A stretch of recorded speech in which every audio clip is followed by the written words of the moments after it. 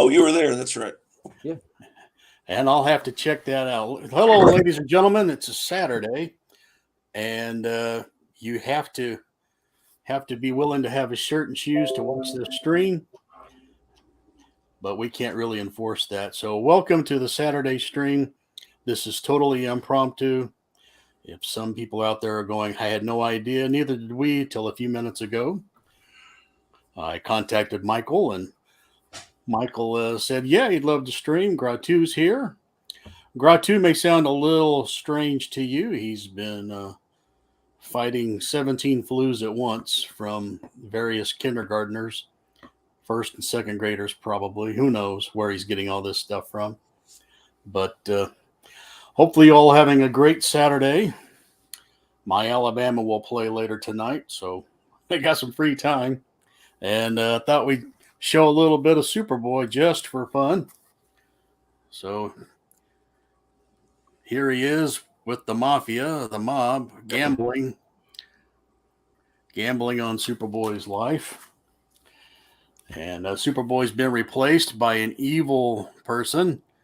He's in the Phantom Zone, but Crypto knows better. This is when Ma and Pa Kent were age reduced by some people from the future, if I recall the storyline just right. Once again, Superboy had to leave town. The faithful Crypto there. You see this is in horrible shape, but the color is still really great. And I totally get a kick out of it. So it's too bad Jambo couldn't be here because I always try to show some Conan. Yeah, he liked that one. How'd you like to have a shield with a big old lion on it? But that is one spooky dude. Who did that cover? I cannot see the name. Unless this little S by my finger. Is that a signature? Yeah, looks like probably. I don't know who it is, though. Okay. And here's a good spooky one where he's fighting the Wendigo. Oh, yeah. Yeah, that's cool. You see homeless people look like that in Austin sometimes. And one more for giggles. The camera's going out of focus. Oh, boy. Let me show the white screen. Now. Boy, it sure is. I tell you what, let's switch to Michael, and I'll work on my lens in the meantime. Okay. Well, I just brought down some newer stuff. I don't have much stuff from recent times, really, but about 5 years ago at Target, they had some really cool stuff for Universal Monsters, and the branding on it was Monsterville, they called it.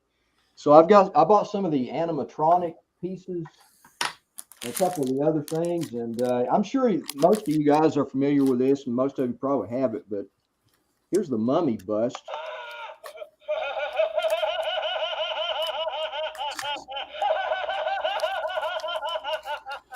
That's not a voice I'd put with that face, but sure. Well, that's not him laughing. Oh, that's the guy that was going nuts probably when he saw the mummy come out of the sarcophagus. If you stand right in front of this thing, it will blind you. That's the one I wasn't able to get when I went back. It was sold out. The mummy. Is it dead or alive? Human or inhuman? You'll know. You'll see. You'll feel the awful, creeping, crawling terror. Yeah, these were great, man. I love these things. I'm not a fan of new stuff usually, but those were an exception. Do you want me to show another one, Micah, or do you want to go back to you? No, go ahead. Okay. I'm sending messages to Captain Strange like he is carving pumpkins. Oh, really? Okay, here's one. This is the from Frankenstein. It's the windmill.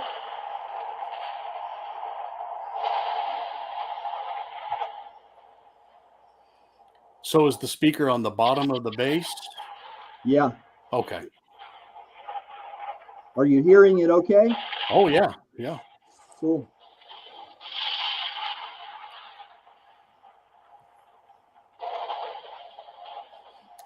Can you let me see the figures to the bottom of it?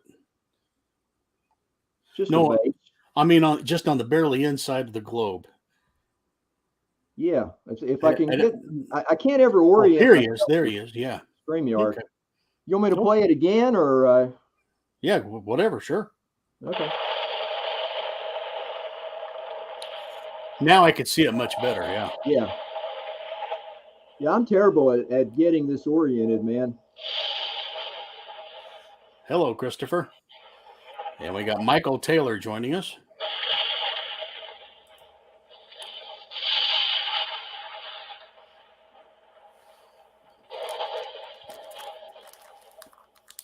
So that was the only year that Monsterville existed. Yeah, 2017. Okay, you want me to show the Frankenstein bust, or you want to go with more Superboy, or?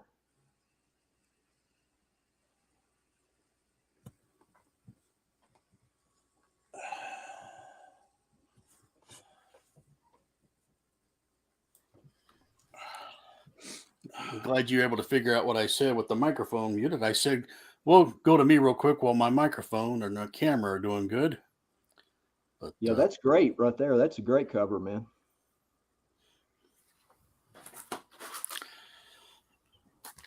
And you guys that mess around with snakes way too much. On Conan's Saga, did they have all new covers, or did they reuse covers from Savage Sword, or what? They basically are kind of like a reprint to Savage Sword. Yeah, but the covers I think are new. Well, the only thing I don't like is the text in the little text boxes. Yeah. It would be better if it was hand lettered or just a different font. I don't know what's wrong with it. It doesn't look right.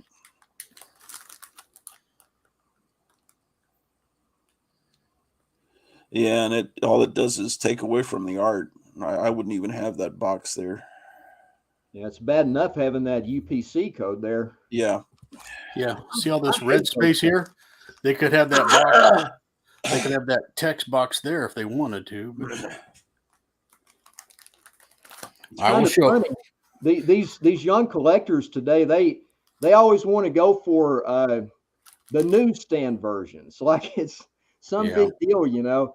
And I never liked UPC codes. I mean, I don't care about if they're more scarce in one version or another. I'm always going to opt for a version that does not have that UPC code in it.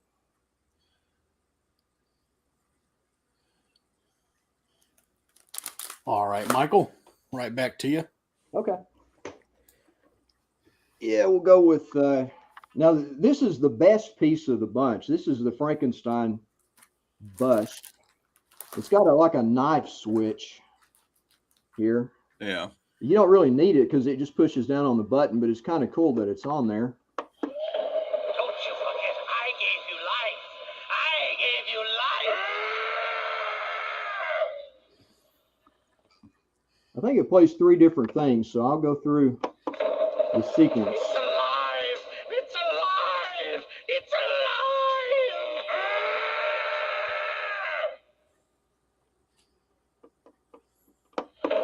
There's something to be afraid of. Just some snitches.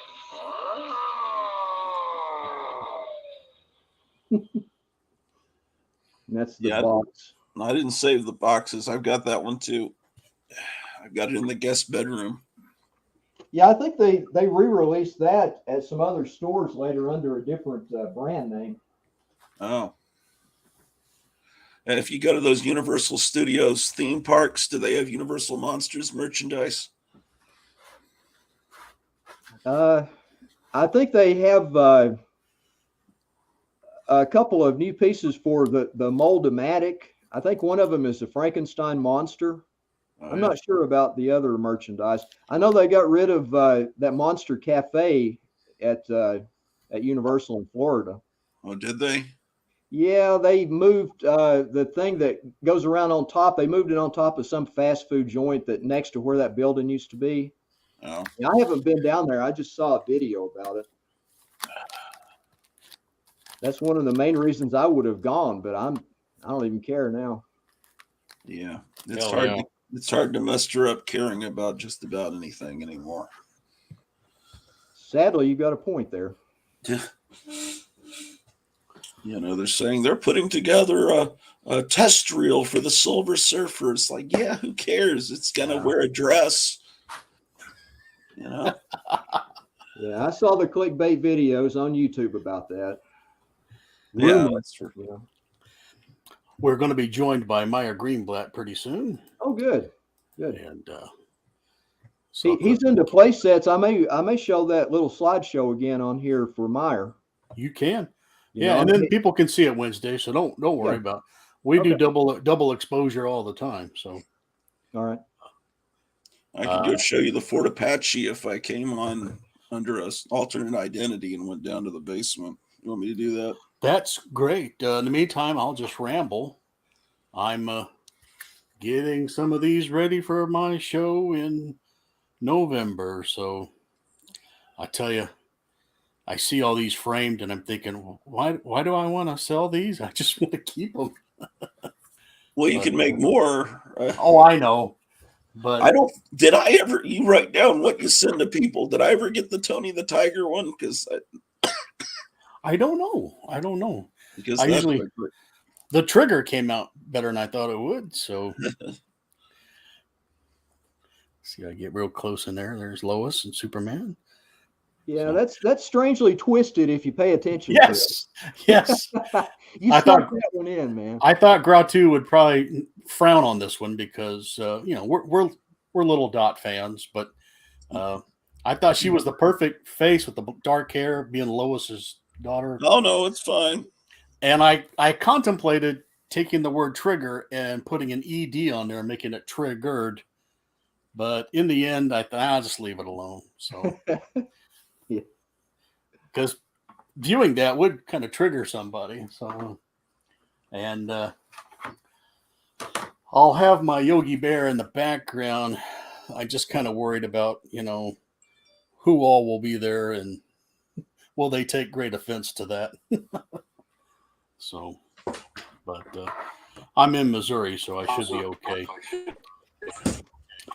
And we're being joined by Anti-Gratu.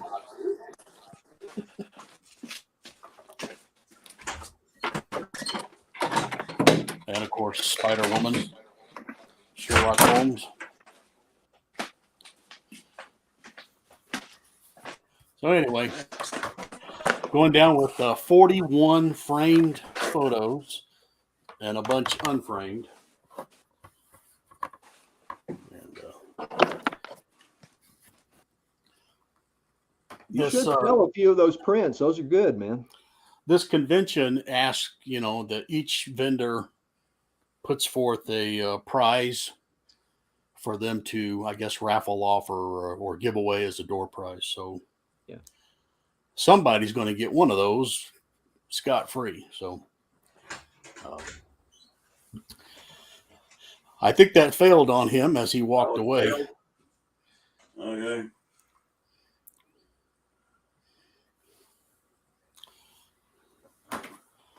Let's see. Yeah, the anti-Gratu slipped into another dimension. And for the first time ever in a frame. That one kind of hurts. Yeah. So that's what cosplay used to look like at conventions until a few years ago. Yeah. Now they got all the wannabe porn stars showing as much as possible. At least they usually look good, though. You know, good part about that.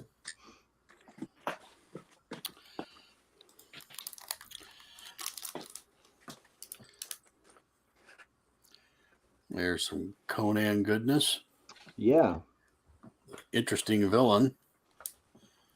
But I'm glad I'm finally getting to show these because now I'll put them by my nightstand. They've been in this room all this time. It's very rare, good strangulation scene. This guy looks like a photograph. Yeah.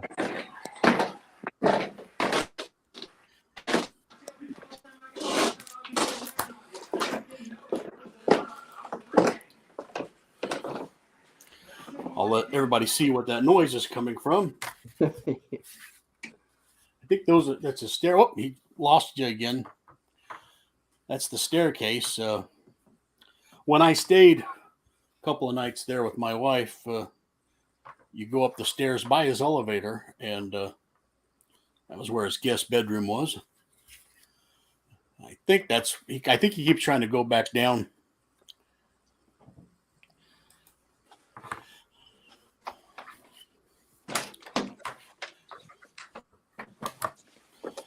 For those of you just tuning in, we're just goofing around on a Saturday, and Gratu is trying to use a secondary camera to go show us a play set he's got set up in another part of his house. But I think the Wi-Fi may not work in the basement.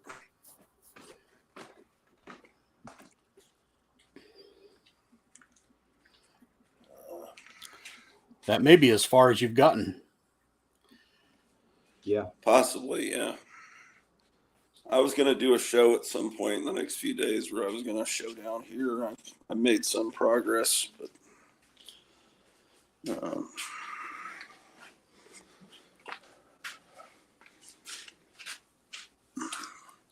see, this is the box that the Fort Apache playset came in. It has some of my childhood drawings on it. Yeah.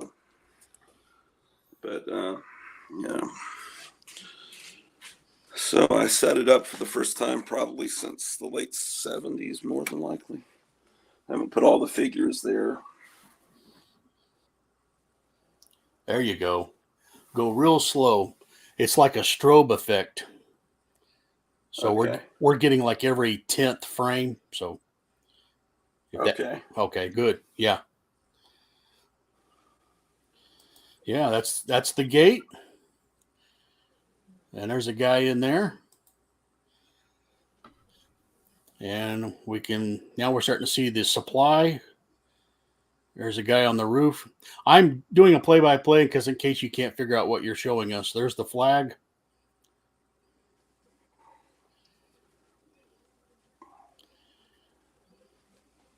Yeah, that Here's a building place is made that of you would have metal. ordered from a comic book, Fort Cheyenne. It's tiny. Okay. Anyway, this is where the cats hang out. Oh, I know right where you are. Yeah. Yeah, I'm starting to make it where you can actually walk around different places. I had one of those same play sets actually when I was a kid. Yeah, it was a pretty popular one. Yeah. Let me turn this light off.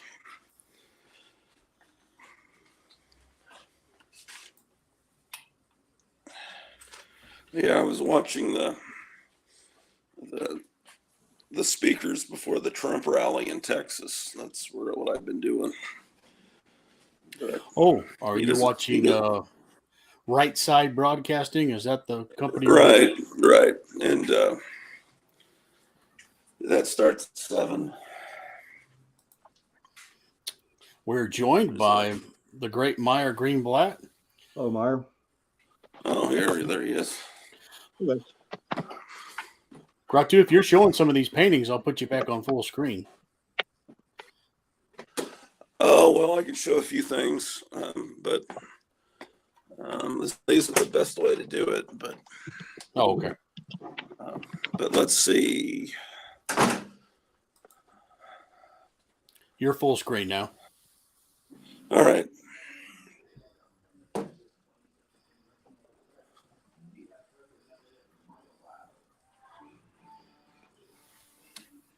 trying to remember where my Monsterville stuff is. I think it's all up on the next floor. This is one thing from that year.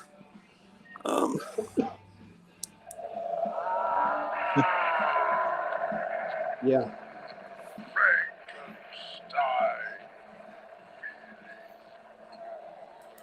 The jaw's supposed to move, but that broke in the move.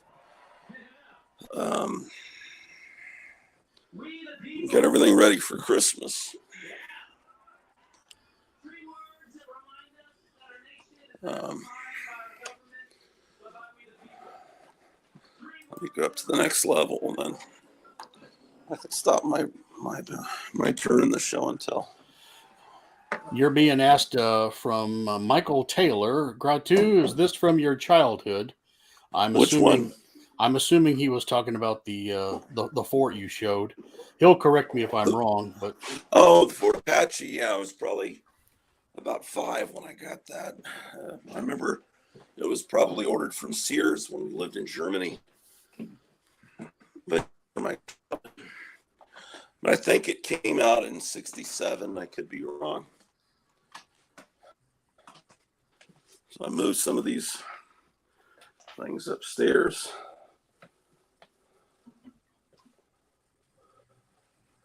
Where they can be seen a little bit better.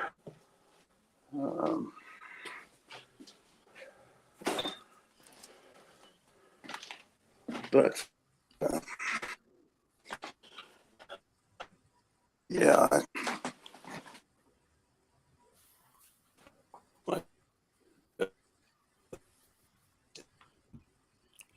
I don't know if you can hear me, but you're breaking up. So I'm going to talk to Meyer in the meantime. Meyer, you've been reading Boneville, or the Bone. That's the first 6 issues? Yeah, I finished that. I'm waiting for. I finished that first one. Out from Boneville, I think it's called, the first Right. 6 issues. Right. And then I ordered the Great Cow Race. Oh, which yeah. I will be getting anytime soon. You're going to love it. I'm really enjoying it. I'm surprised. I'm not surprised, but it's pleasant to be finding something new that has been around for so long that I didn't know about, that I think is really good. It's fun. Yeah, it's a good 26-year-old or something like that. I was under the impression when that came out that it was a local guy from Arlington, Texas doing it, but I could be wrong. Do you know much about the creator? No. You don't know if he's even a Texas guy? I don't know. He started drawing like that when he was in college and made a early version of the story called Thorn, which is named after a girl in the story. But Meyer showed this on a video. He got the book, the first volume of Bone, and he was also reading some other stuff, and it was a great video. So what are you up to on the left coast there? Nothing new. The weather's changed kind of drastically in the past couple of days. Went from 70 to 60 in like one day. So it's kind of I think it's about 62 outside right now, and it's just kind of the sun is peeking through the fog, and same old thing. Everything's fine. Yeah, it got below freezing a couple of nights over here. It's 81 here. Oh, wow, yeah. Oh, wow. And then we've had a little bit of a warm stretch, and now it's going to be really great for the next 5 or 6 days. Same. Yeah, they're going to keep the weather nice until the election. Then they'll press the Ming the Merciless buttons and send out all the hurricanes and shit. For people who didn't vote the right way. Watch. Rob Liefeld, bad artwork. Yeah. Hey, Michael. Hey, Meyer. Oh, and yeah, sorry. I guess I was right when I said I think he means your fort that earlier Groucho. So yeah, because it has my childhood drawings in the box. Yeah, like guy with an army cap and everything. Yeah. And later, Meyer, Michael's going to show some pictures of a set that he's had created. It's kind of a mixture. I don't know if Michael wants to do that right now. Well, I could. I was going to show it on Wednesday. You want me to do it tonight or today too, or? Yeah, Meyer would probably really love to see. Yeah, I guess Meyer would enjoy that since he's into play sets. It's what it is. I'll explain it prior. It's a custom play set that I made because we never got a proper monster play set in the 60s the way we should have from Marks or MPC or anybody else. We got those small sets from MPC like the Haunted Hulk and the Checker set and the Horror House Target set and stuff like that in the like 1964 or whatever, but we never got a big like Marks type play set for monsters the way we should have. So I made a custom. So what I'm going to do is show you a slideshow of some photos on here. And clumsily go through this. You got those figures from about 20 years ago that look like people running in fear from a 1950s monster movie poster? No. You know what I'm talking about? Yeah, I've seen them. The Yeah. victims. Yeah, they were all running. Is that showing up pretty good? Yes, it is. Yeah, it looks good. Okay. This looks great. So this is like 3 or 4 different things put together. Yeah, it's a lot of different things put together from BMC and Marks and MPC and some stuff I got from overseas and like this giant rat is an MPC figure from the prehistoric set. It's called a serrated gallus. In this play set, it's just a giant rat summoned by the vampire. And of course, the zombies from Walmart, and I threw everything I could in here pretty much. This looks great, Michael. Really good idea. Is it currently still set up, or you box all this back up? Oh, no, it's been boxed up for years. These are Okay. very old photos. That's why they're so messed up with this photo bucket crap. What I need to do is set it up again and take good pictures of it, but I just haven't gotten around to that yet. It's quite a bit of time-consuming trouble. So I just thought I'd show, these older photos in the meantime.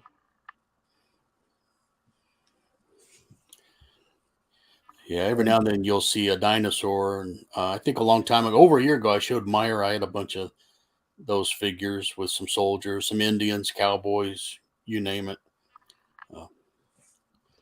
Yeah, the deal is this is the surface where a battle's going on up here, and through this cave in this rock formation right here, it goes down into some tunnels that go down through the hillside. It's actually a cliff on the edge of the ocean in Maine, and this takes place in 1969 when the playset was supposed to have come out if it would have been a real playset.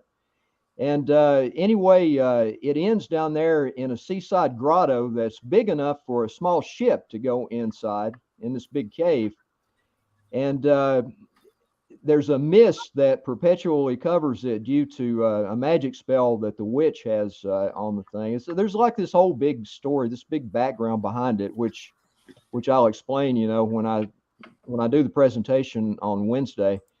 Now, these guys in silver here are monster hunters with high-tech weapons called the Paladin Force. These knights are undead knights called the Fist of Satan, summoned by the witch. And of course, the witch has her whole crew of evil monsters called the Unholy Eight. And these are some of the victims. That one's supposed to be chained to the wall. This represents like underground tunnels and chambers and stuff. Of course, Wow. That's the pentagram, and there's all kind of paraphernalia. I got a lot of this out of Hero Quest pieces, and those skeletons are from the Skeletons and Pirates little bag playset pieces. And, I drew some stuff out. This is supposed to be a rack, and that's one of the victims that is supposed to be chained to the rack. Of course, I was pretty limited about what I could do. I had to use what was available when it came to figures. Since So I couldn't Hillary mold Clinton them. administration, if she'd been elected, this is what it would have looked like in the White House.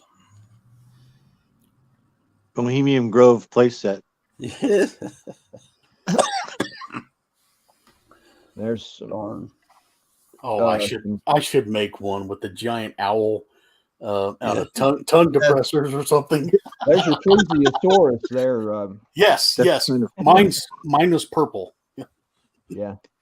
That's what they're going to replace the California Elementary School Mission Project with. You know, they used to make every kid in 4th grade make like a California mission out of like clay or popsicle sticks, but now they're going to have them just make Moloch. Excellent.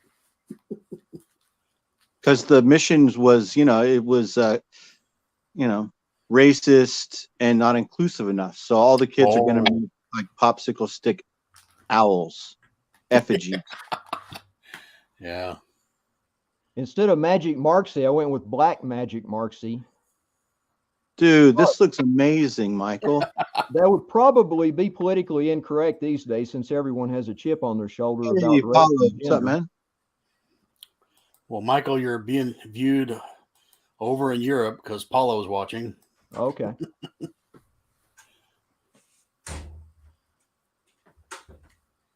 And there's pretty much the plot in a nutshell on the box. Took me forever to draw this box. I tried to do the font for that in the same font as on the Haunted Hulk sticker. And there's even another story behind the origin of the playset, the way it was produced, since it has Mark's figures and multiple figures in it.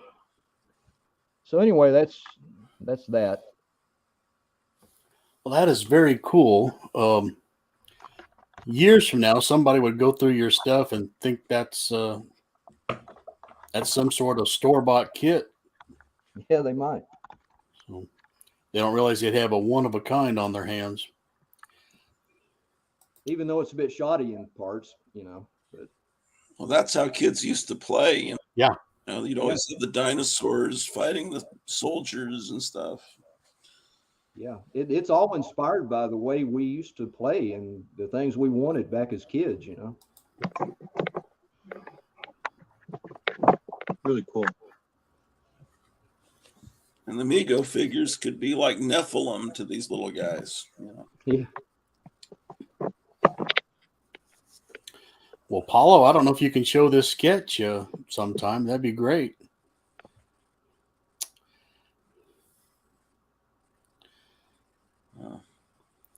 Who's Bob McLeod again? He's an inker from the 80s, mainly, right? I know his he name. inked, he did a lot of inking in the 80s for the Iron Man. For what was the name of the artist? Micah? Was it John Romita Jr. But it was before that. It was Bob Larkin. I'm getting Bob Layton in my mind. I don't know. Layton. That's it. Is that right? Bob Layton. Thank you. Yeah. So it's Bob Layton. I think that McLeod inked Layton mostly. I mean, I might be off, but I think that's where I know him from. And other Marvel titles of the 80s or early 90s, I think. He was one of the good ones. Yeah. Yes. I was just reading an old Comics Journal article where John Byrne was insulting Roy Thomas, saying he can't write anymore, that he just would tear out a few pages from a Lancer paperback and send it to the artist for the Conan plot. And then he was insulting Gene Colan, saying he can't draw anymore, that it doesn't look like the characters have bones. And he was insulting just about everybody. Who was it else? It was... Is this an old interview? Yeah, it's from probably the early 80s. I remember he was insulting Kirby, but he was really full of himself. Before I got onto YouTube, I wasted many years at the CGC bulletin boards. I would make a funny little picture and I'd get a couple of chuckles, but then they'll write back, to wouldn't this be great if it were slabbed, that type of. Oh, Because that's the conversation that goes on at the CGC. But I thought that was the only, show in town where you could talk to old time collectors. And at least I got to see old books, even though they were all slabbed to death. yeah. But I remember about that time when Steve Irwin died, the crocodile hunter. Oh, yeah. Apparently, John Byrne made a comment about how foolish, the crocodile hunter was, or putting himself in danger with the stingrays that killed him. And this upset one of the CGC guys so much so that he said, "That's it. I'm getting rid of all my John Burns stuff." And he started putting all his books on sale for the other collectors to have at. And I didn't want anything at the time, but because to me, the best Burns stuff is X-Men from the 80s. But Yeah, when he's not writing. yeah. But apparently, and this particular fellow fan who's now passed away, I'm probably giving too much details, but I don't think any of the CGC guys watch this show. But I mean, that could rub a guy wrong, but apparently John Byrne was known for rubbing people wrong, where it's just kind of a dumb throwaway statement that I didn't get upset about. Maybe I should have, but I guess he had a reputation for. Yeah. I know he caused trouble with Jim Shooter, but Yeah.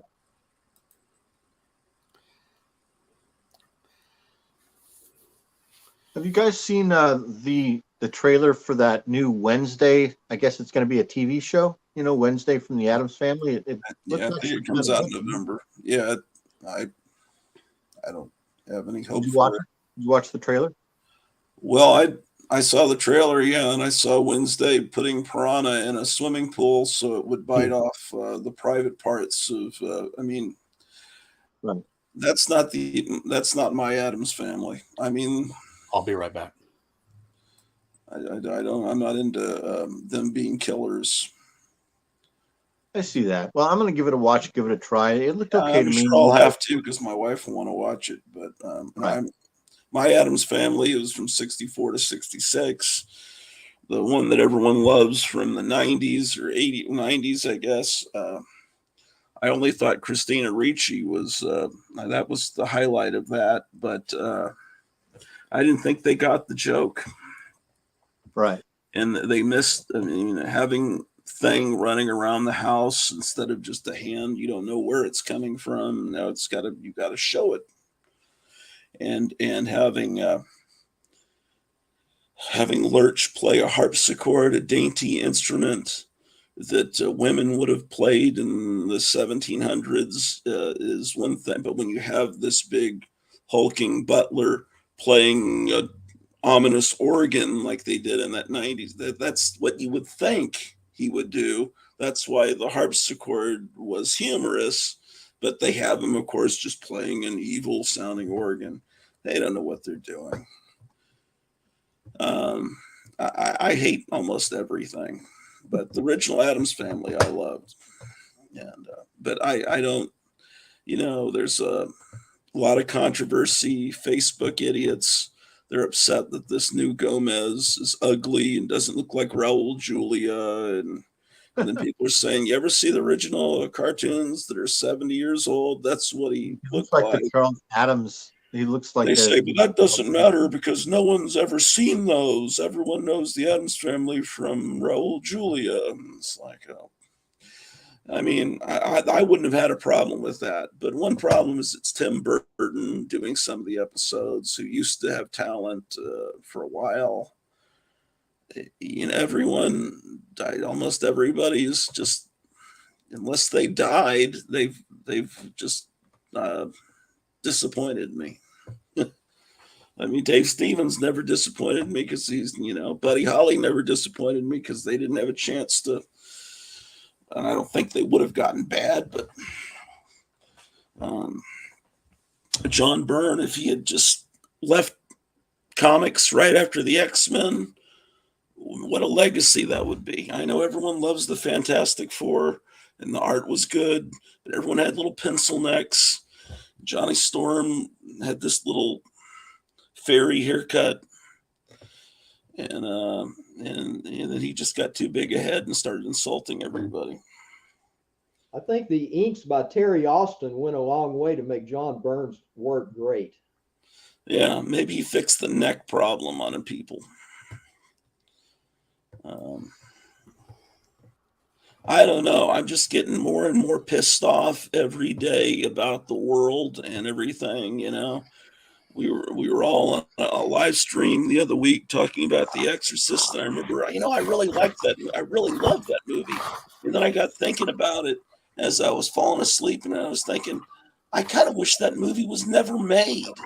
I mean, it was a well moved. It was really well done, but all it did was create 10 years of horrible Exorcist devil movies. And that stuff even infected the comic books. Everybody was an exorcist. And I just don't think that's a healthy movie to even, because you've got a, oh, that's cool. It is cool. You've got a little girl plunging a crucifix into her private parts and blood. And it's like, now I really know what Hollywood's like. And I'm thinking, I just, I can't like anything. Everything's horrible, so I can't get excited about anything except old stuff, because it can't disappoint me, because the people that created it aren't alive anymore, and they can't do anything to fuck up what they created. Other people can take their stuff and make new movies with it, because I know there's 1,000 shows to complain about She-Hulk, and I haven't watched anything but the first episode, and they have her sleeping with Daredevil and a bunch of other random people, and people are making fun of the comic fans, saying they're all incels and they're not. They're just they think the comic characters shouldn't be doing. That's not it. These are characters created for kids, and it's just not appropriate for to make her, this super horny character and bringing Daredevil into it. And it looks terrible. They've got it's supposed to look like an early Daredevil suit with the yellow and brown, like the very early Daredevil. And it just it looks awful. You see it? They made him do the walk of shame. They had him holding his boots and walking home in the morning, like it's some sort of reference to like relatable to like wine ants, I think, like women that used to like stay up all night, like maybe like cocktail waitresses, and walk home from some guy's apartment at like 7 in the morning. I think the implication is that he'd been beaten up during the act and his helmet was shattered. But what? Why am I saying the only thing they did that was good is they had him shave, because it doesn't make any sense for Daredevil to always have a more than a 5 o'clock shadow when that's the only part of his body that's exposed with the suit on. And why would a guy go into court that way? And then why would he, if he's a public figure, a lawyer, put on the mask but expose that part? And he said, well, he's blind, but he could shave. I gotta put this fan on. Yeah, it wasn't Burke's Law, that's for sure. Everything's messed up, man. I don't even know what's going on. Everything is messed up, and it seems to be degenerating and getting worse. Like I pointed in that video that you mentioned, Micah. Did you notice what I said about that Batman reprint book, about how the way that they have the title page arranged looks like it's been arranged by somebody who didn't even take like basic English or something? Oh, I saw that. Yeah. Yeah, I think that's like a telltale sign. That's like a flag of just like how stupid the people in charge are, or how little they care. Right? People don't read anymore. They don't know how books are constructed. Didn't you say there was no table of contents either? Or there's no table of contents at all. And what's interesting, let me show you. Here's another example. So it's sitting right here. So there's not only is there no table of contents, but it goes, so you got the part that I was just complaining about that's messed up. Oh, here, let me get you. You got the indicia, right? And then you got the cover of the first issue reprinted, and immediately following that is a blank page. So this blank page is wasted when they could have had a table of contents, but instead they just immediately waste a page right off the bat. See what I'm saying? Yeah, they wanted to simulate what it would be like to open from the cover, I guess. But it doesn't occur. It doesn't occur throughout the rest of the book, though. It only happens at that one time. and pretty it's stupid. just really sloppy, and like who would do that? It's you can take me off. Yeah, Okay. they just don't really care, and I don't, just like what Gratu said, it's people don't read anymore, so they're not like familiar with how books are supposed to look, Yeah, I think so. because they can't imagine who would be the person that would be buying this book, right?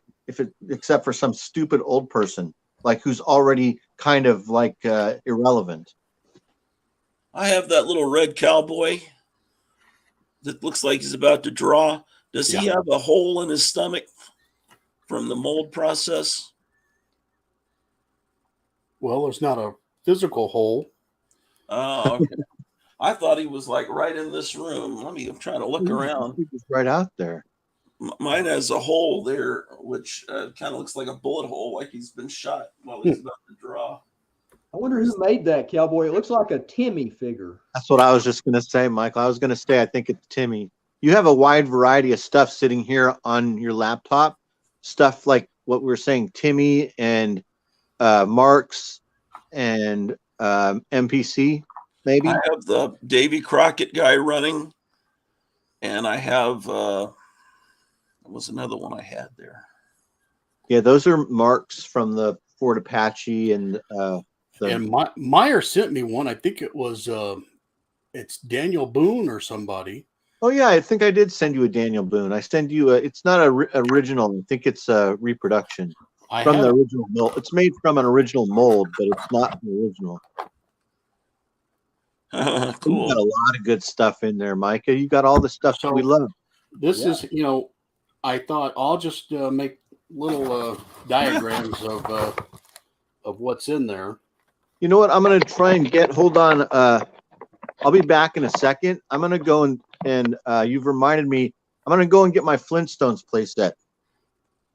And so these are the dinosaurs. Yeah, that's neat. I use I've boxes. Got a bunch of these. They're all purple. I think that's a cereal premium there, Michael, by the color of it, that purple, that T-Rex. Also, that Brontosaurus is a cereal premium by that shade of green, Micah. Okay. They had a giveaway offer in certain brands of cereal in 1969, I believe, that they gave away NPC dinosaurs. So here's Lincoln. So I think I have Lincoln and Jeff Davis. Whoop. Jeff fell. I love those presidents. I think I have the full set at this point. Of I got a lot of horses. Oh, look at that. Yeah, I love that particular horse right there. So, zebras. And this is a kind of a newer one, but I went ahead and put it in here. It's a Civil War guy. But he's painted real nice. That's a Britain's. Yeah. Oh, okay. Yeah, that's an English import. I love those. Well, the horse was fantastic. That's a good sculpt. Yeah. Anyway. And I got a lot of chickens and dogs and barnyards, and I got a ton of Indians. Yeah. So I used to have about 1,000 of these. And here's a billy goat. So I've narrowed it down. Got a guy from a submarine or a deep scuba diver. So I thought he was an astronaut. Yeah. He's the astronaut with like some sort of a radiation detector or something. I think this was a blacksmith, but he has lost whatever instrument he had. Yeah, that's a Mark's Viking, and he used to have an axe. Okay. He has an axe over his head. Yeah. That's a great figure. It's one of my favorites. So anyway, I love this stuff. but I decorated my own little box, and so Yeah, that's cool. that way it could be on the shelf. Like this is the spine, and then I could glance. Oh yeah, there they are. So I don't have them. I don't have them laid out. I put stuff in old model kit boxes, and then I don't really know where anything is, but I know it's safe somewhere. That stuff's I do wonderful, all Michael. kinds of That's stuff. our Just- childhood in a box, man. Yeah, I showed this box to Meyer over a year ago. Gratu hadn't quite got onto the stream. Sometimes he would come in late. And Eric Breen said, "How did you keep all those all these years?" And if he'd have saw the stuff I sold at garage sales when I was a kid, because he had to sell stuff at garage sales, so you can go get 30 cents to go buy the next comic book. But I wish I'd have kept a lot more. I would wash and wax a lot of cars and my parents' cars and mow the lawn to get comics. I did all kinds of things like that, chores, weeds, pulling weeds and raking and washing the cars and the whole thing, collecting bottles, all different types of things just to get that quarter, that 25 cents that you needed for that day to get like whatever you wanted, a Slurpee or a comic book or whatever. Oh, yeah. I'd get a Slurpee, play one game of Space Invaders or Pac-Man, and try to buy a comic book. Mm-hmm. And if I had any money left over, I'd buy some what we call bubblegum cards, either Charlie's Angels, Dukes of Hazzard, football, baseball. I just almost bought a lot of CB stickers. You remember those? You know what I'm talking about? The CB radio stickers that came in those bubblegum packs. You know what I'm talking about, Gratu? Because they were in really good shape. There was like 25 of them, and I was like, wow, those look pretty good. I used to have that one. Now this is kind of a stretch. So back then you kind of made your own fun. Well, they had little beagle dolls, and you were supposed to dress them up like a hunter because a beagle is a good hunting dog. So I decided to draw the Beatles gray suits from their first album, and I would give them beetle hair. And so these were going to be the Beagles. And I had, you were like in your early 20s when you were doing this. Yeah, I had the Beagles, and I made a round drum. I don't know where that is, but that was the drummer, and they all had their own names. Bingo. The drummer was Ringworm. Ringworm? Dog Lennon. I get it, Ringo. Paul McBarkney and George Harris Hound. So, and I don't know what I was going to do with that, but it's not like I had some hypnotic eye show like Gratu, but they were the Beagles, So it's great. I think that's funny, but man. Sometimes you just got to make your own fun because you're bored. So, hey, I've got something from childhood. I'll go up and grab it. I'll be back in a minute. Hey, Mastodon's here. All right. Yes, it's black and white. Michael, go to the Geeky Puppet Show. You'll have to look back a week or two, and they did a kind of a talk about it, a good retro, and did they like it? They sure did. And they talked about the black and white and how it kind of made everything seem real. I remember I was in the chat and I asked if Puppet Teen had seen the original werewolf, Lon Chaney. And so, because you always wonder, these guys that are a little younger than us, if they, and he had seen it. So I kind of wonder if the black and white was in a small way, a little homage to the old Universal films. Maybe not. That's what they were trying to do, but I don't think of black and white when I think of Mike Plug's artwork. No, there was just last night there was a retrospective of, or 2 nights ago, Eric Breen and a couple of the puppet guys about Marvel Spotlight 2, and they showed scans of the book, and not new scans like somebody had scanned the old comic like I used to do. So it's from the 70s, and they were really marveling about Mike Plug's artwork, and I was telling them, yep, he's good. And if you like werewolf, the Frankenstein stuff was dynamite, in my opinion. I need to give that show a chance. I mean, I watched it for a couple of minutes when I saw that he had all these dark rings under his eyes, and it looked like the cabinet of Dr. Caligari. I just thought, this doesn't look right. I don't know. Maybe it's okay. Mastodon, we are seeing your graphic, your avatar.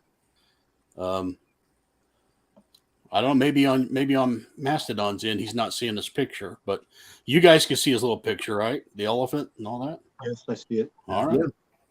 Okay. Yes, Michael, I used to have those 7-Eleven. Gratu's got them, but I did not hold on to certain things. I don't have many. I have a huge collection. You guys want to look at them? I've got like all of mine. Yeah. I always love seeing those. Those cups were my first like collection that was that I amassed that was large, because I amassed them over like a 2-year period doing just what we were just talking about, you guys. So I spent like the summer of 73 and 74 and maybe 75 when they started making the Marvel cups. But my house was 3 blocks from an actual 7-Eleven in San Jose, California. And every day I would scrounge to get 25 cents at least, just to get a Slurpee. And I would go and get a Slurpee just to get a superhero cup. And I wasn't reading comics at this time. I was only reading like Harvey comics, not superhero comics. All I knew about superheroes was from what I saw on television. So I collected the cups and read the back of them. And that's how I learned about superheroes. And I have a giant collection. I'll show them to you guys. Didn't you just have to get the next one that the guy pulls out, or?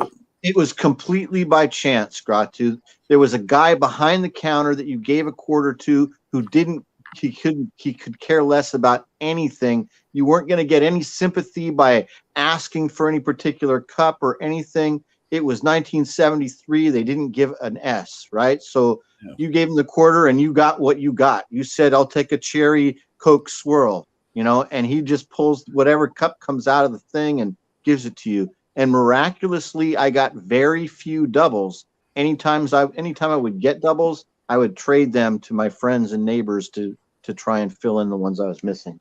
And now, if I want to get those, they're like $8 each on eBay, and then there's $5 shipping and tax. Yeah, I've got one that has the old and new X-Men on it. I imagine that's pretty valuable. Oh, is that? There's a great picture of them, and Nightcrawler is teleporting off the. He's not really drawn. You just see his BAMF or whatever that's called. I'm not sure. I forget who drew that. It was probably. We look at all his cups. I have giant stacks. Wow. It's amazing how small these were. Every one of these cups came from with the exception of the later Marvel cups, all these cups came from the exact same 7-Eleven, the exact same 2 summers that were all purchased by me for a quarter a piece. And I brought them home, managed to save them. Now, some of them I did like certain ones more than others.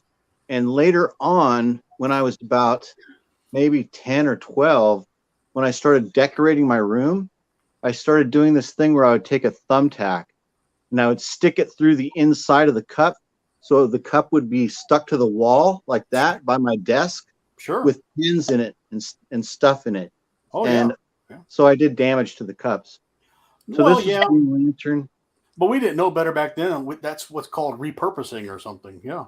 Yeah, exactly. Well, I was like, because I wasn't drinking out of any of these cups. Right. These cups weren't making it into my kitchen, and if I had left one in the kitchen, I wouldn't want to make that mistake because she might just throw it away. She might, you know what I mean? It's like a nothing to her. So look at they can throw it away because they go, I don't want to wash that. So yeah, and they're like, there's already too much for my mom. A lot of it was there's already too much stuff in this house, right? Yeah. And so she's continuing to buy stuff for me, and at the same time going through my room throwing stuff away, right? You guys remember?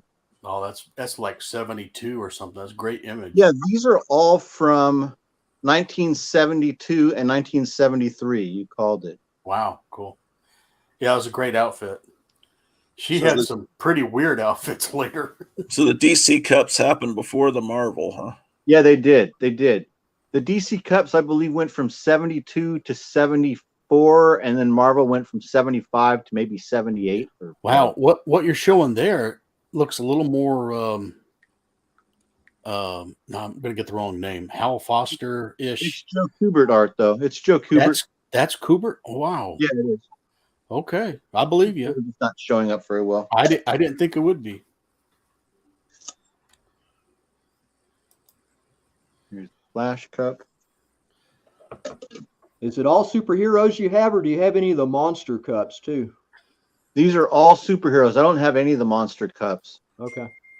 I thought Tasty Freeze did some monster ones, or Dairy Queen.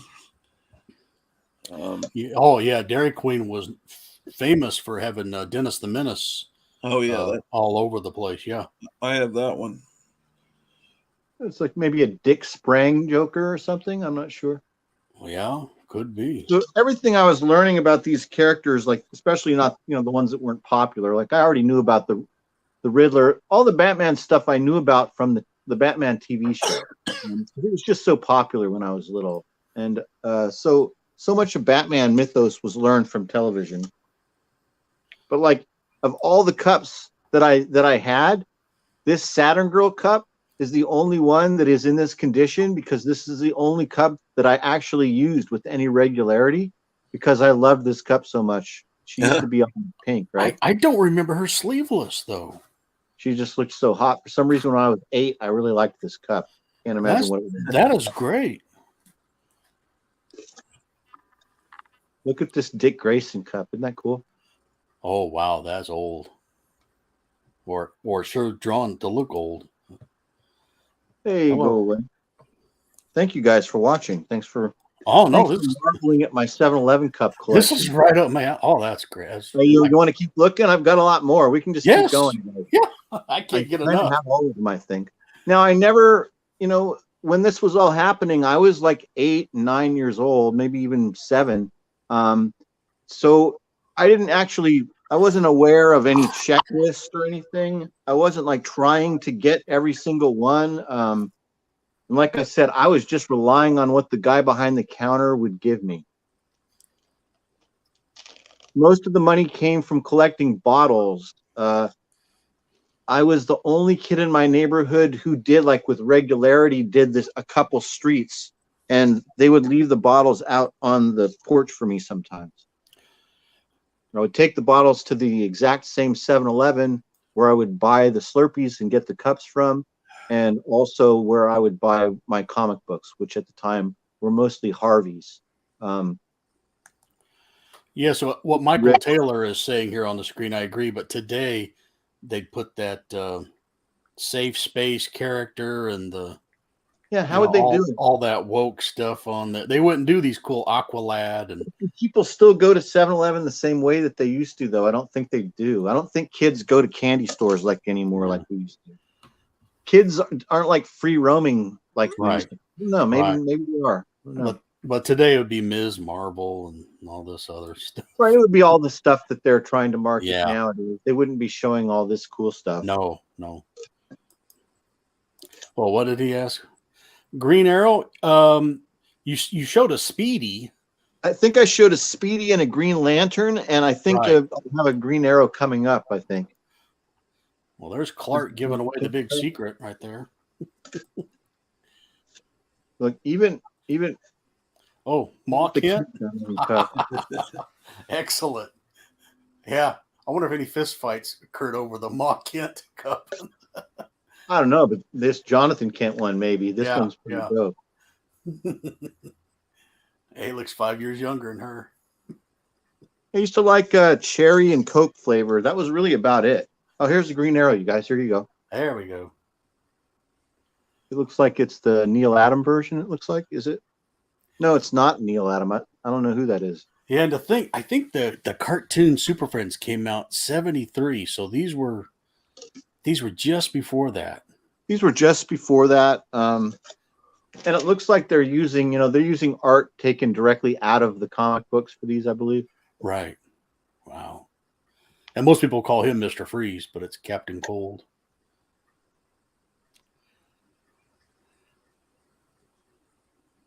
Dr. Fate.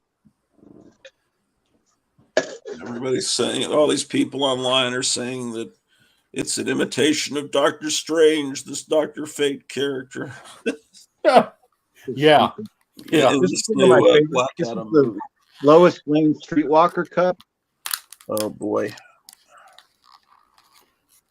Yeah, that's a little the boots. It's the boots. Here's Hey, Mary. Mary. All right.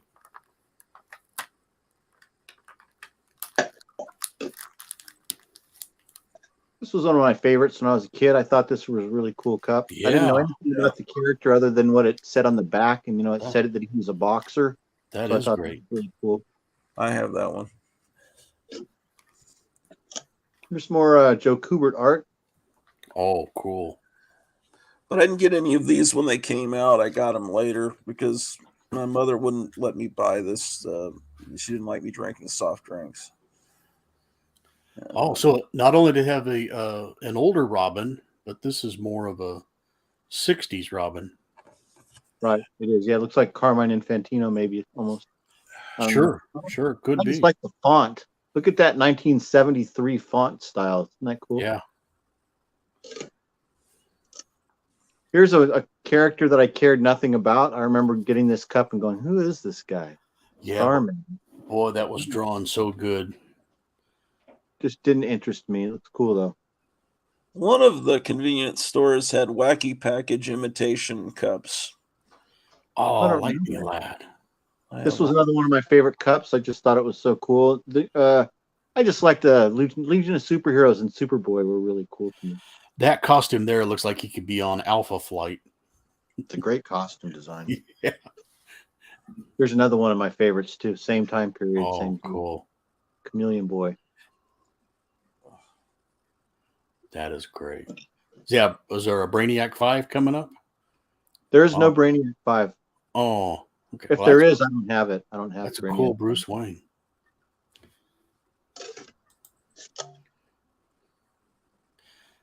There's old Wally. Kid Flash. I always like this cup. This is the Superman cup.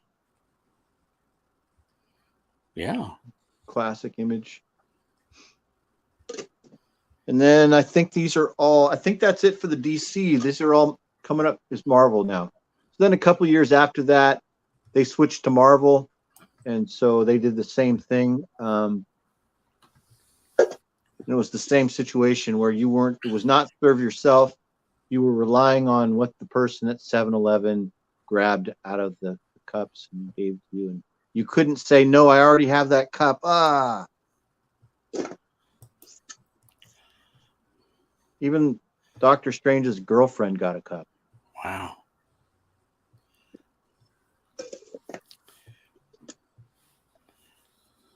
So, but now with the Marvels, they have a skin color instead of just leaving it white. On the back of the Marvel cups, you've got the character themselves, Okay. like the word balloon, giving you their origins. A little different than the DC cups. Is this Marie Severin? Gratu would know. I don't think so. I think that's John Romita. Yeah, I think so. Oh, okay. Okay. Yeah. Because it has that same Conan grimace. Yeah. Look at his John mouth. Romita Jr. Yeah. And here's Buscema, or Bashima, as I used to call him when I was a kid. I used to call it Buscema.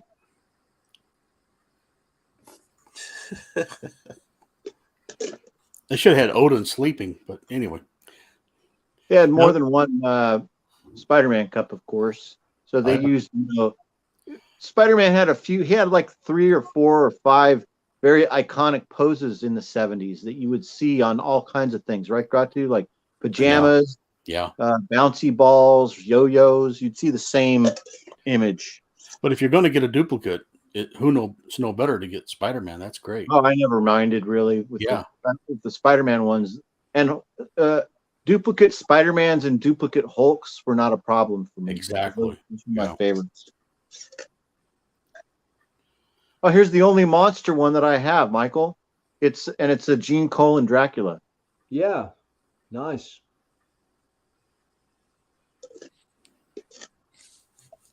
It looks like there's another thing. So there was more than one.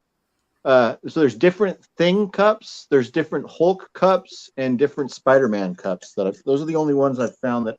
See, and look, here's another. This is the third different Spider-Man, I think. Oh, okay. Yeah.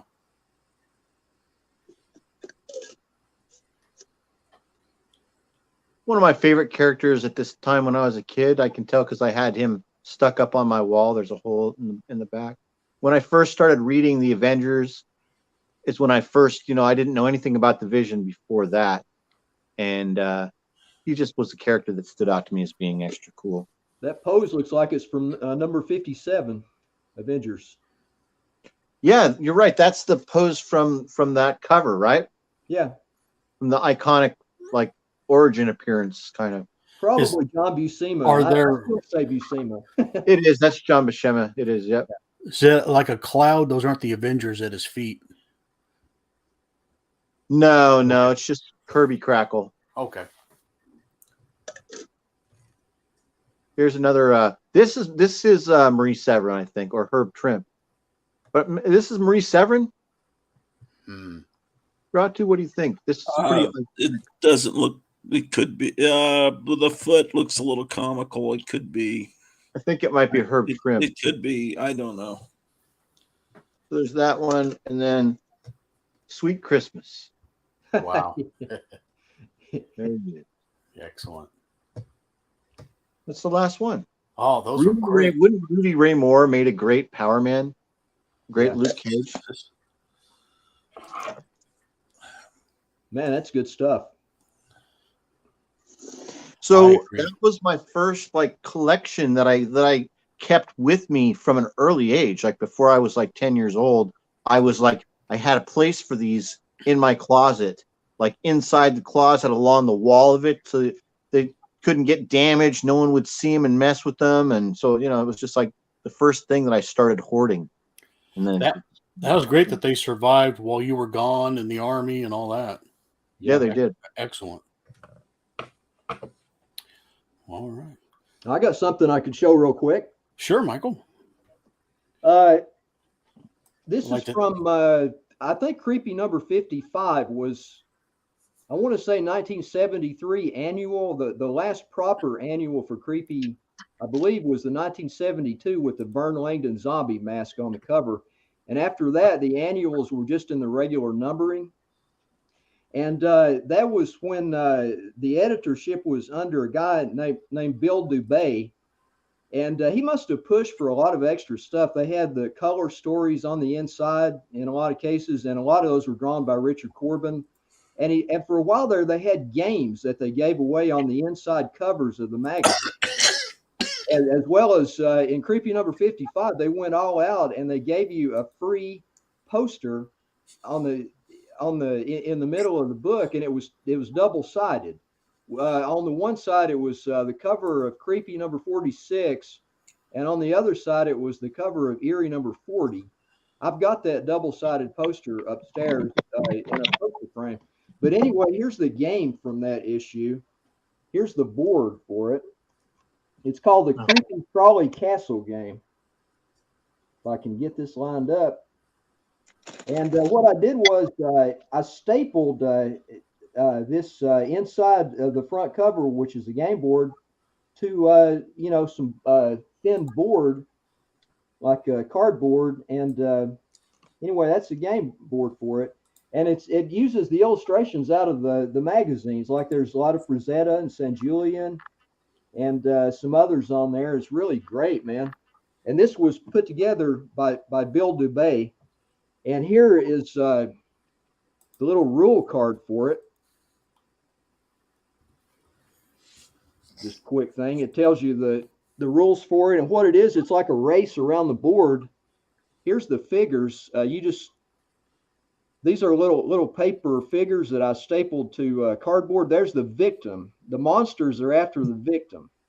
And if the victim gets to the end of the game board before it gets caught, then the victim player wins. But if one of the monsters catches the victim, then that monster wins. And the monsters can actually attack each other as well as the victim can attack them using these things called freedom cards. And let's see, here's the last monster. It's the vampire. And there are 6 little cards called freedom cards. One of the cards for each monster holds it at bay and allows you to escape, and the other one destroys it. There's the silver crosses. Here's a couple of others. Silver bullets and hammer and stake. And here's a torch and bandages that affects the mummy. So anyway, in a crude fashion, I scrawled out the illustrations on this little box of a thing to keep that in. And it's very, very crude because I was really young back then and I hadn't started drawing at all. But now the other side is just stuff I scrawled on there. And anybody that's ever picked up an Erie Publications magazine will recognize what inspired some of that pseudo cartoonish gore. And of course, you got a dinosaur there, pteranodon, and a werewolf and all that. And it had a spinner that you used to see how many spaces each character moved. And I didn't cut the spinner out. I used a 6-sided die. My cousins and I would play the heck out of that thing. I mean, we would sit down and literally play that game as quick as each game was. We would play through the games like for an hour or two at a setting, and then we'd go outside and do something, But we really got the mileage out of that game. I've held on to it all this time. That's it. That's cool, man. Really very neat, man. I never saw that game. Yes, Michael, those are all from my childhood. They had a bunch of different games in Erie and Creepy and Vampirella. I think there was a total of like 6 different ones or something like that. That's the only one that I actually have out of the magazines. Now, I have all the magazines, but, I don't dare to face those because I don't want to have to go back and replace those copies. But this is from the original copy that I bought off the rack.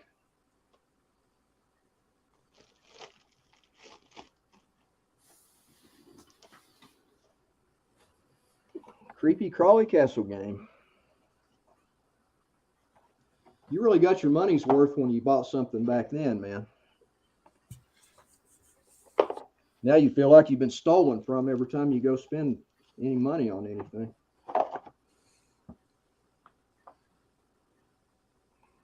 Fantastic.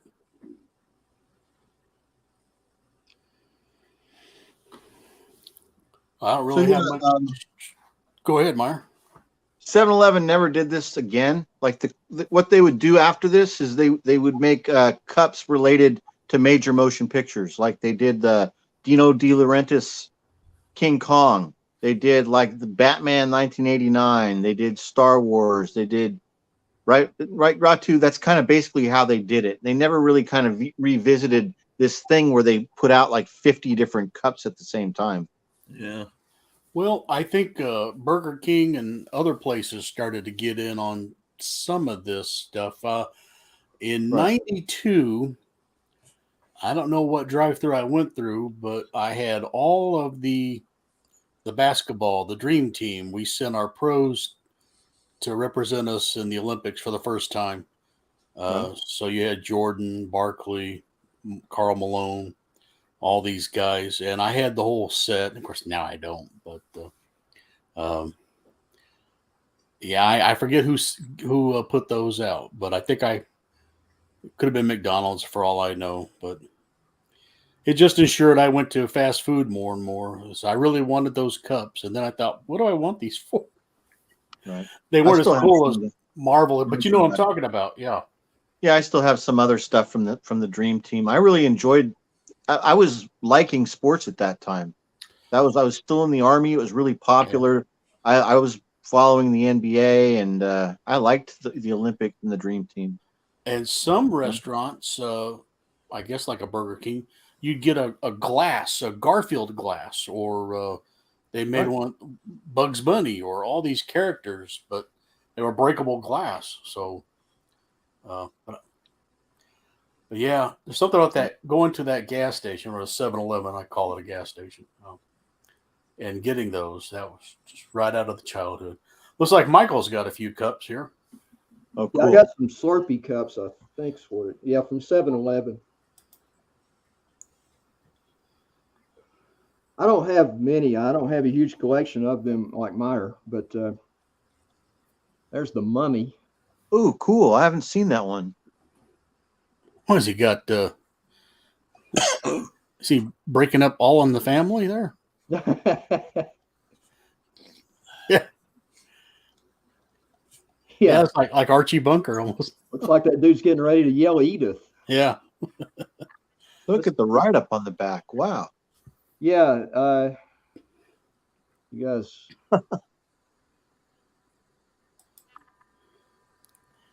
Yeah. Archie saying, there goes the neighborhood. Yep. It was never the same. They're letting mummies into the. Here's Bigfoot. Whoa. Wow. These are great. So these are later 70s, right? Like 77, 78 or something? Yeah, they must be. That's what I'm thinking. I don't see any date on the cups. Oh, cool. There's the 7-Eleven was really cool store in the 70s. Like I don't think it's really quite the same. I see 1969, but I don't know if they're talking about just when something happened. they're talking about Bigfoot sightings Yeah. in the background. I think mostly people go to 7-Eleven for alcohol and cigarettes and scratchers now. And it used to be that everyone like from 8 to 80 could make a trip or two to 7-Eleven every day to get or do something. Yeah. There's the Monster of the Moors. And then of course where I live, all the 7-Elevens have plexiglass, Yeah. Even before COVID, they already had plexiglass. This is a great series of cups, man. I never knew these even existed. Meyer, I don't think we have any 7-Eleven over here. We have something called Get and Go. I will never get used to StreamYard. I don't think that's going to focus for that. No, I'm afraid not. I only got a couple more. One reason I'm trying to get the print is in case anybody actually wanted to read it, they could go back after you post the video and pause it. Right. The Troll. I like that earlier one, that Monster on the Moor. I never heard of that. Me neither. They're just kind of unusual monsters. It's not necessarily the universal monsters. No. There we go. It's focusing enough for somebody to be able to freeze and read that if they wanted to. Bitterness. If we're looking to complete a full collection of these or something. Unterrorized. I made out a few words. And then I've got a couple of alien cups called Not of This World. Like that's number 15 there. Okay. And it's oh wow. Kind of looks like a Hanna-Barbera villain. Yeah. Like he's fighting Space Ghost or something. It's Voltura. Let's see, get the name if I can get the dang thing on the screen here. Yeah, Voltura. Wow. I've never seen this. Yeah, we need to get Space Ghost to take care of this guy. And there's no print. There's no background for that. And then I think this is there's another Voltura cup. This is number 5. This guy got 2 cups in the series, so he must have been something. Wow, he's got wings. Cool. Now, this one has a background to it. Voltura. That's cup number 5 there. Let's see. That's got copyright 1979, it looks like. It's kind of hard to read, but see if that'll focus. There you go. Yeah, that's 79. The Imperial Guard. Vagrants. Wow. Yeah, that's pretty cool. That's the best focus we've seen. Yeah. Okay. Well, those are all I have of those. Those are very cool. It's amazing. I see something new all the time. That's great. Yeah. Christopher says we had a stop and go.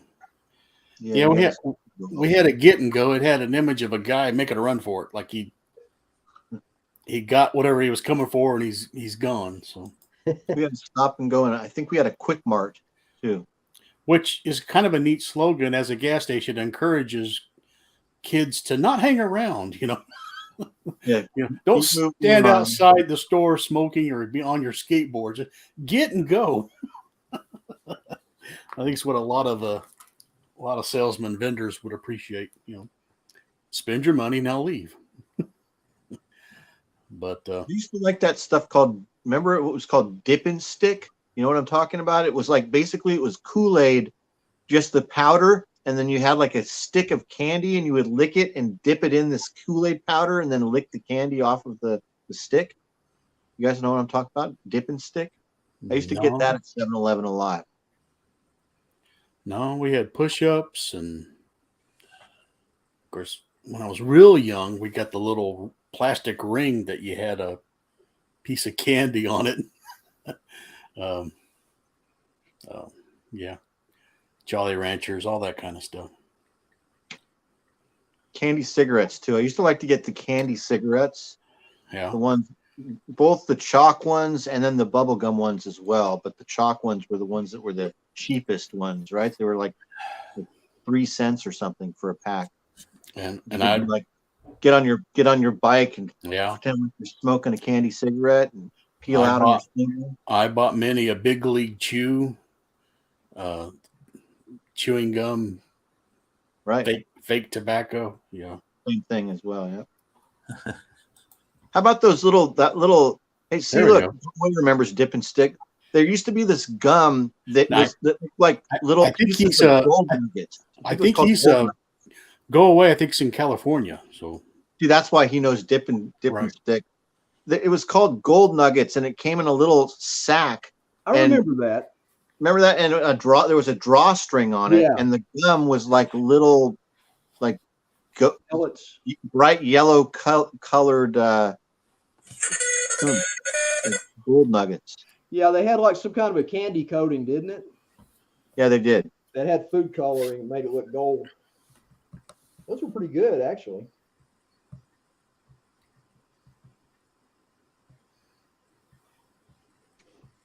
There was always a crazy, wild selection of candy. Oh, we lost Gratu. He's still there, but his camera's not on. He's still showing up on the bottom of my page, but well, thanks guys for joining me. I just had some time to kill and thought I'd confuse everybody by having another episode, but no, I enjoyed showing you my little dinosaurs and cowboys, and so that's what they're supposed to look like on the bookshelf. So you're supposed to be able to just come along, see with a whole bunch of other stuff, and go, oh, there they are. So yeah, those are great. Yeah, I love all that stuff, man. Love those little figures. Oh, I've got one more thing I can show. I brought down for that Monsterville stuff, Micah. All righty. Gold Rush candy. A creature from the Black Lagoon costume. They sold these at Target back in 2017 along with the rest of that Monsterville stuff. That's cool. And this, I mean, it goes all the way. It's nearly big enough to fit an adult, and it's got like foam feet and hands. And it's got the mask in the back, the little mask. I never opened any of this because, I'll never actually do anything with it. I just bought it to collect, because I'm a creature nut like a lot of people. Wow. That is great.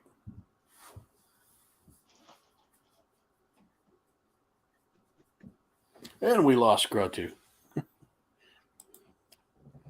I guess he was being called away. So, and he's all excited to watch the Trump rally tonight.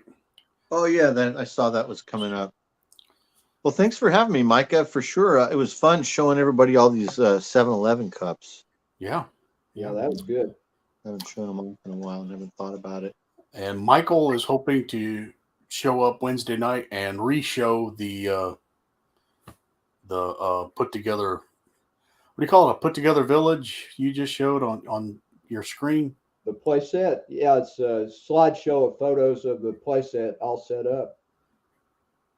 But I've got the actual playset I'm going to have ready to show on the fossils, and I'm going to Okay. show each important piece separately and explain what's going on in context of the playset for it, you know, All right. so you can make sense of it because it's a big avalanche of information, and if you just see the pictures alone, you won't know what to think about it probably. Okay, good. Well, so if you're watching this right now and you're waiting for the Wednesday show, keep that in mind. We hope to be joined by Michael, and I'm we're still holding out to see Ranger Sly.